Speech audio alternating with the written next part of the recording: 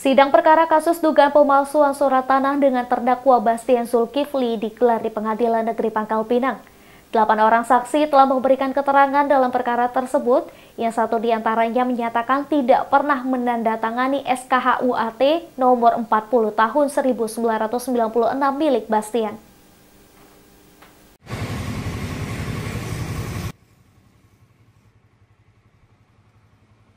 Sidang perkara kasus dugaan pemalsuan surat tanah dengan terdakwa Dr. Bastian Zulkifli digelar Pengadilan Negeri Pangkal Pinang dengan agenda keterangan saksi pada Kamis 14 Juli 2022.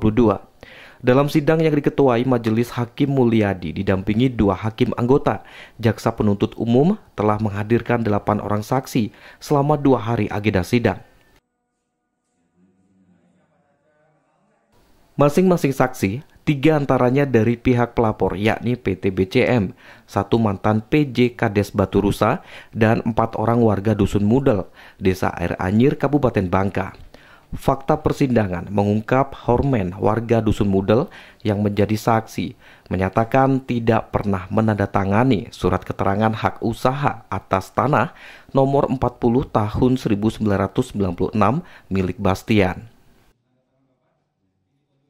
Sementara saksi lainnya, yakni mantan Kepala Dusun Mudel, Desa Air Anyir periode 1981 hingga 1999, Mustartani, mengakui salah satu tanda tangan di SKHUAT nomor 40 tahun 1996 benar dilakukannya.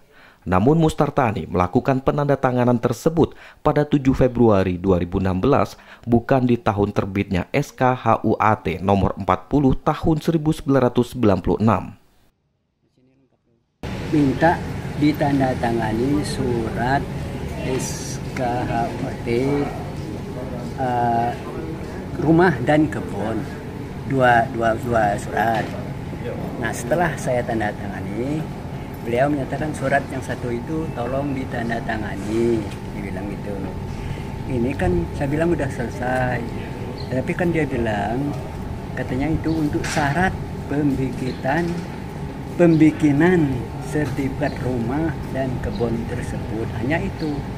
Ya tolong tandatangani. Jadi karena merasa di situ nama saya sudah tertulis, jadi saya tandatangani. Nah, untuk itu setelah pulangnya Pak Bastian dari rumah saya wanti-wanti, ini kasus hukum.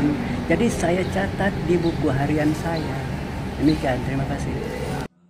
Dengan dasar SKHUAT nomor 40 tahun 1996, Dr. Bastian Zulkifli mengklaim bahwa lahan seluas sekitar 35 hektar di kawasan lintas timur Dusun Mudel, Desa Air Anyir, Kecamatan Merawang, Kabupaten Bangka adalah miliknya.